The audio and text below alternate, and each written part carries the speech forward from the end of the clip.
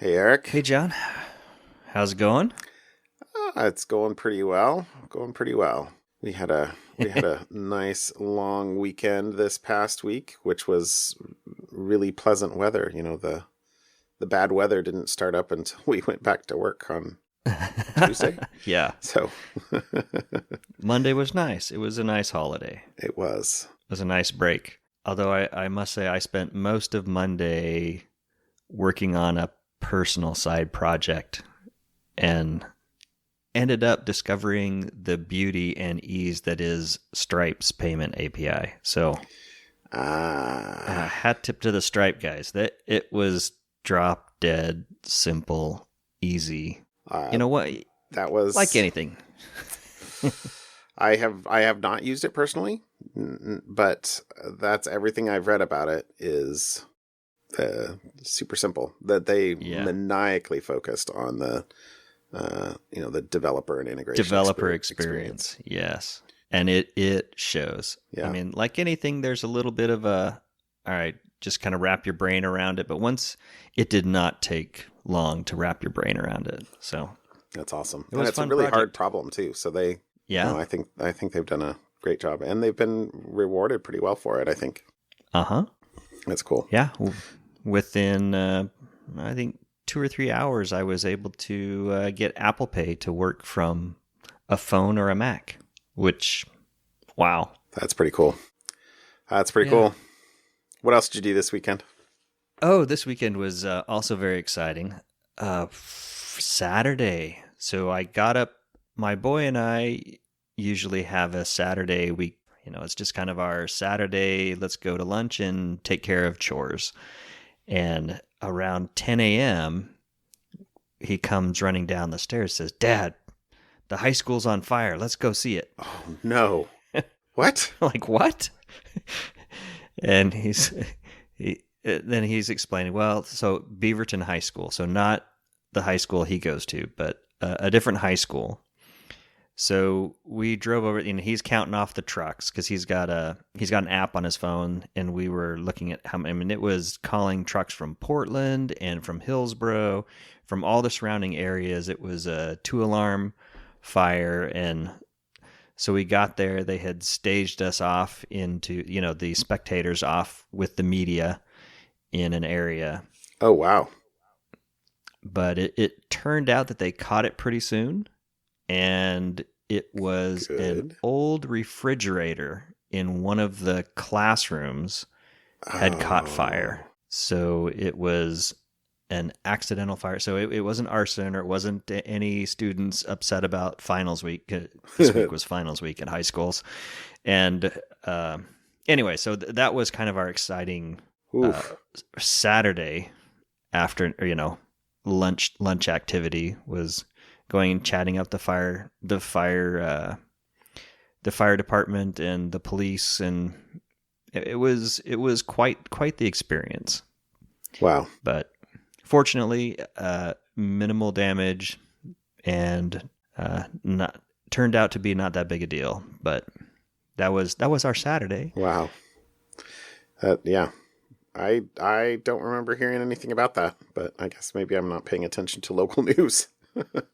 Yeah, no, we got there, and the local Fox station approached my son and said, "Hey, is this your high school? Can we interview you?"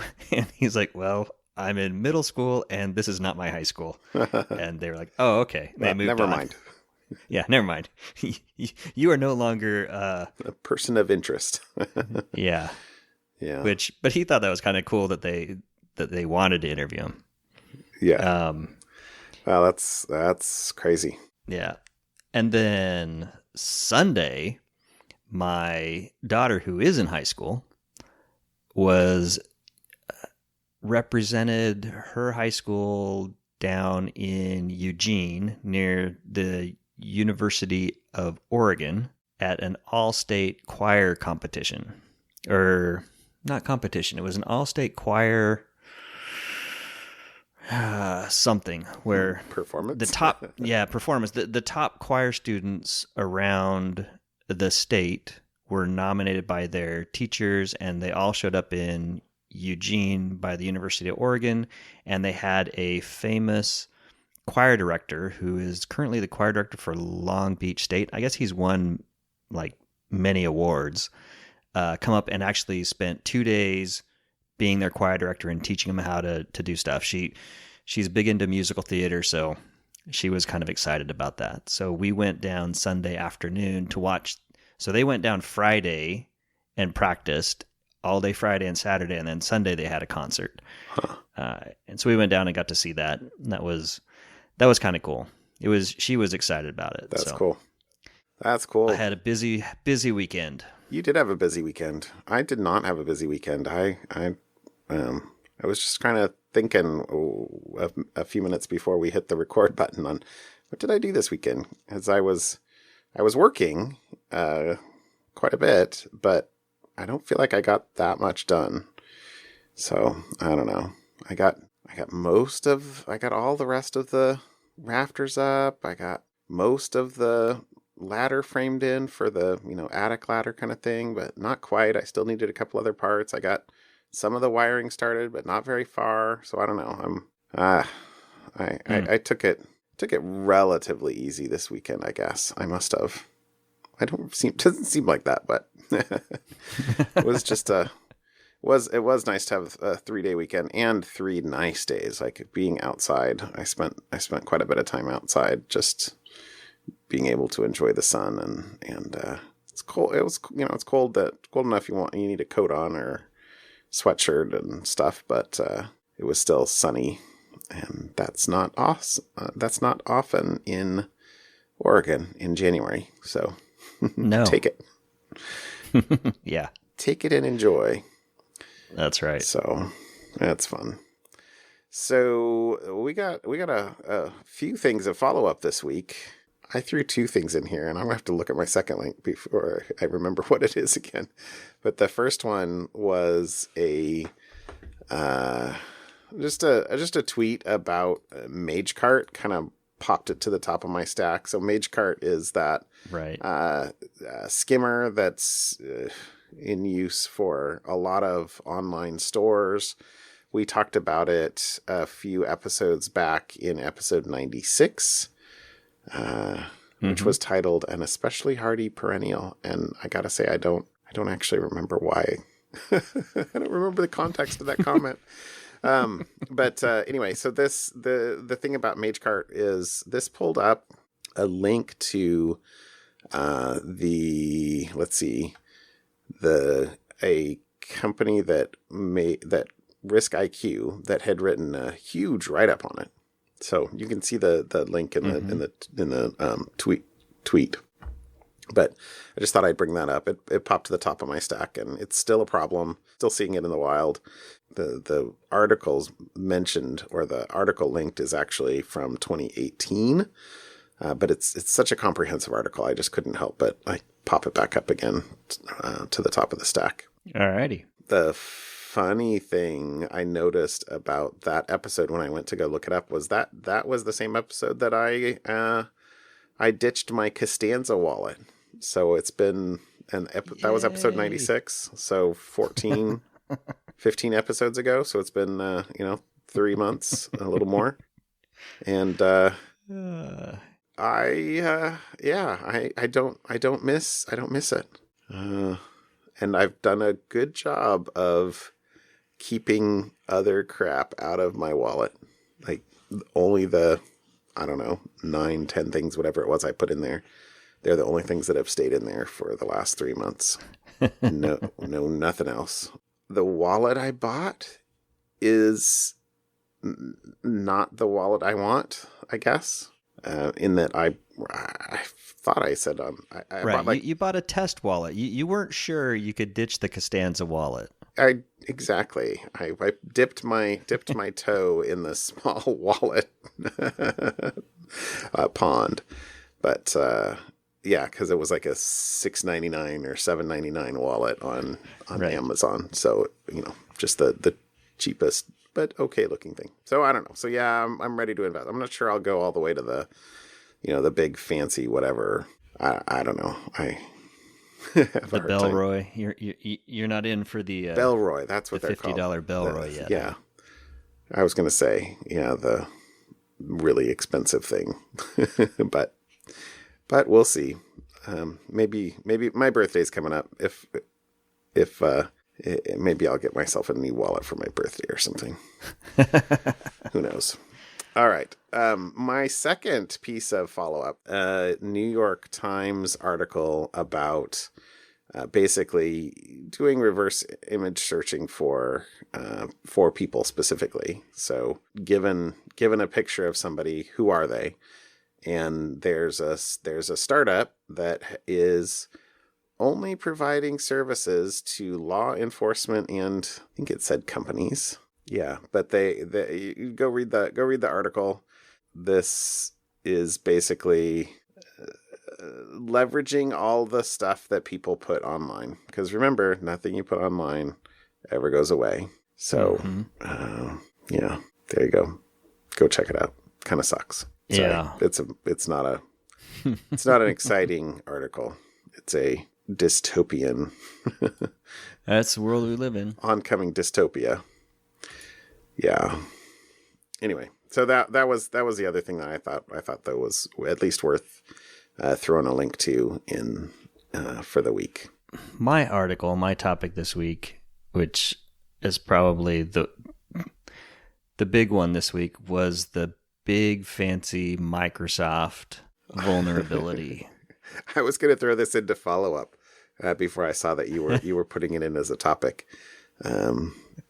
But well, yeah, I think we did mention it. Did we mention it last week? Yeah. One of my topics last week was the Patch Tuesday, and at the time, oh, that's right. This was part of it. But it wasn't exploited yet, and I remember saying, "Oh, but it probably will be soon," and it was. And here we are. Yeah. So I guess the reason why. So yeah. So this is the big Microsoft vulnerability, and of course, it is now being exploited in a way. At least the article that we'll link in here, specifically in the way that we like to do things, by rickrolling. Yes. So a researcher had tweeted in, and had figured out how to exploit this vulnerability, and tweeted out the Rick Astley video, "Never Gonna Give You Up," coming from github.com and nsa.gov with the full digital security certificates proving that it's, secure and from said website. So, and that's really the big trick there, right? Is that CVE 2020-0601 Yeah. is the magic sauce, which allows you to spoof another website. And then you had actually thrown, I forgot about this. I read this and then forgot about this. Our own McAfee cohorts posted an article showing how they were able to generate the fake certificate, and they have a blog post which we'll also link, which talks all about how this can happen. I really liked the blog post that they did, because it helped me understand what to do on this, and in a relatively simple fashion. Right. Because it was very well written. Yeah. Well done, Steve. So the crux of this vulnerability, which is being called, I've seen two names for it. I think Curveball is the one that is going to stick. Chain of Fools was the first thing I saw. Right. But Curveball seems to be what I've seen more at this point. But the actual vulnerability is in how the WinCrypt API, or the Windows Crypt API, validates certificates with elliptic curves in them. And specifically, it doesn't check that the curve parameters are the same as the what was used to sign the thing in the first place. So the tricky thing about this is, this is the thing that I I really liked the way Steve explained this here. I assume this was Steve. He was the primary author on the article, at least. But so they've got this curve. There's a function, a simple function, Q equals K times G, and the K is the private key, G is the generator, some point G on the curve, and then the public key is Q. So Q is the private key times some value. And the tricky bit here is that if you get to choose your own G and K, can you generate a different Q? And so this is the nice trick is, well, if you have K, some K prime equals 1, then Q can equal G, the G, some G prime. And so that gives you a way of, creating a new private key that will give you the public key that you want. And that way you can sign anything with the, quote unquote, new private key. And the public key of your private key will be the exact same as the public key for the legit certificate for Microsoft or NSA or GitHub or whoever else. But the tricky bit of, anything times 1 is itself. And so if I get to choose my parameters and I can just set, K equals 1, and then all of a sudden, boom, I'm done. And so that was the real gem out of this article. I thought that was worth throwing something. Funny how math works that way. Math does work. And yeah. So hopefully everybody has already patched their Windows 10 and Server 2016 and Server 2019 boxes. Right? Yeah. Right. Everybody's patched. So yeah, it's been an interesting week for many reasons on this particular spectrum. Yeah. So Rick Astley and a curveball. Yeah, that was my entertainment for the week in the topic realm. There's a bunch of info out there. If anybody wants to read more about curveball. Although if you just get Google curveball, you do not actually get the CVE. But if you Google curveball CVE 2020 0601, that comes up. I don't know about just... But is there a logo for it? That's what we really need to know. I have not seen one. That doesn't mean that one does not exist. But yeah, I do. There's got to be a website and a logo. Right. Well, most of those are disclosed not by the NSA.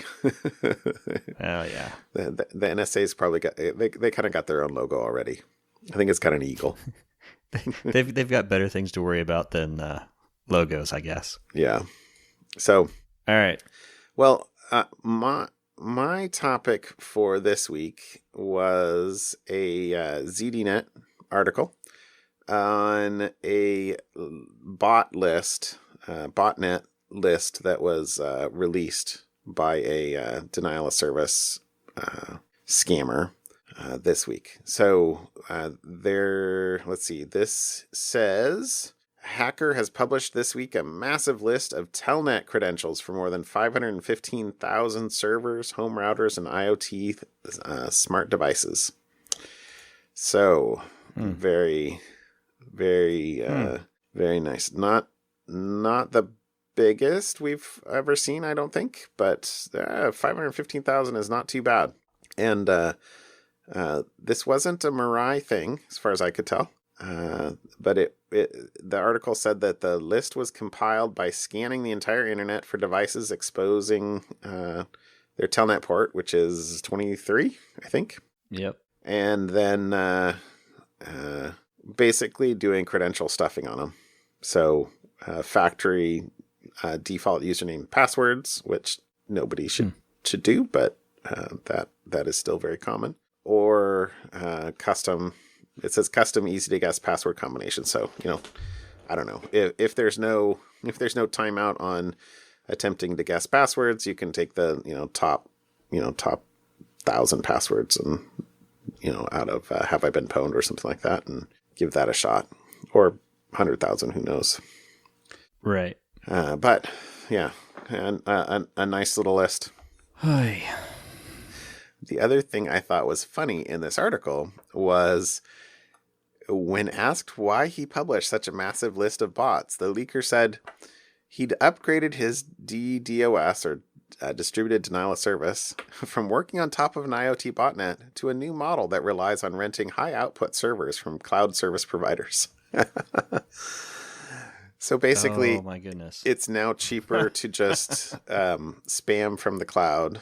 To spin up a bunch of EC2 instances for the 30 seconds that Amazon lets you run them, than it is.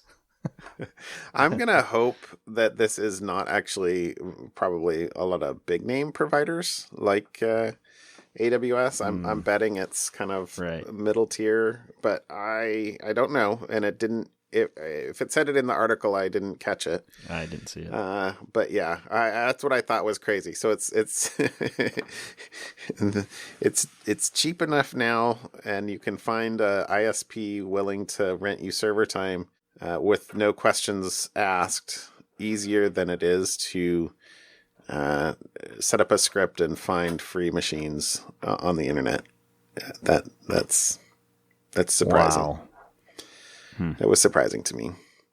So the last kind of piece I pulled out of this one was that said that all the lists were dated from October to November of 2019. So they're a couple months old, but they're not like years old. So that's not too bad. But it's pretty straightforward. And the article actually said too that if you can figure out the ISP, it's pretty easy to rescan a dedicated range to find out if some of the devices have had their IP changed in the last 3 months. Well, they may have had their IP changed. They probably haven't had their password changed. So it's pretty easy to refine them. So that was my thing for the week. The really big thing for the week, you're right, is your topic for Curveball. Curveball was the article of the week. All right. At least when it comes to security. All right. So jumping into something fun? Yep. Give me something fun this week. What do you got? So that first link there, have you clicked on that link? I saw that on Twitter. So I will look at it again, but this is the arrow one, right? Yes. And the only way this is a horrible thing to do on a podcast, because this only makes sense visually. It totally only makes sense visually. All those of you who are listening and who never go out and read the show notes on what we talk about, this one you'll want to go see. So it's a GitHub site, which is an animated sinusoidal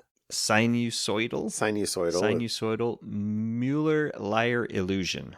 I'm going with Müller. Say that 3 times fast. Sinusoidal Müller-Lyer illusion. Yeah. Anyways, the gist of it is there's arrows that kind of go through in a wave at the tips of lines, and the lines alternate in colors, and it's just a whole sine wave kind of looking thing. And visually, you think the red lines are getting shorter and smaller, and the blue lines are getting shorter and taller, but the lines don't actually move. The lines do not change length. So it's a visual illusion, which I think is really cool. But the bonus point with this one is the GitHub website doesn't just have the code to reproduce this, it has a Jupyter notebook to reproduce this. So if you've ever wanted to play with Jupyter notebooks, you can go build this sinusoidal Müller-Lyer illusion yourself. Anyways, go look at the picture. It's actually a cool illusion, I thought. That's something fun number 1. I'm pulling a John this week. Yes. Oh, you got 2 something funs. Look at you. You're yes. Well played. No, I thought that illusion totally caught me by I saw that and I thought it was fantastic. Number 2. All right, what is number 2? So number 2 is it's a video. So of course, another thing that also terrible does for not podcasts. lend itself well to a podcast, but it is a video with all the 50 state flags, and a guy by the name of Matt Bushell narrates like 2 seconds per flag and makes a funny comment about every single flag. And there's one flag that has a not safe for work comment. So if you're watching this at work, don't do it over the loudspeaker. But the rest of it is just hilarious for each of the flags and commentary on each of the flags, which I thought was funny. So you'll just have to watch that at some point. It's about 2 minutes long. As we record, I'm watching the flags flash by, but I have no audio, so it's not that interesting. But I'm going to guess that if I added the audio to it, it would be awesome. Yes, you would find it entertaining. I will listen to it with audio once we're done. Once we're done recording. So those are my something funs for this week, which are horrible for podcast use, but a visual illusion and an audio. Well, I guess the audio would work for a podcast if we played it, but then I'd have to set the little flag on it or beep it. Yeah. So does the default Apple podcast app support links? Yes. Chapter markers? Yep. Yes, it does. There's no excuse. Look at the podcast app that you're playing this on, and even if it's the default one, because I'm sure that Android does the same, and click the link to see the illusion. Yep. Very That's cool. Yeah, we spend time every week making sure all the links are in the MP3. You should click on them. Yep. All right. I'm sure you have a something fun that will lend itself very well to a podcast. What's your something fun? I shouldn't have cast shade at you at all, should I? Yes. My something fun is also a YouTube video. but I'm going highbrow. So this week was Martin Luther King Jr. Day in the United States. And so my something fun was a link to the I Have a Dream speech from August 28th, 1963. So it's on YouTube, and it's like 17 minutes long. Not that bad. But so go check it out and watch it. Powerful speech. So that's my something fun for the week, because that, I don't know, seemed like it fit. Well, I think we finished this episode in record time. Call it a show? We'll call it a show. All right, man. All right. I will talk to you next week. All right. See you, John. Good night, Eric. Bye. Bye.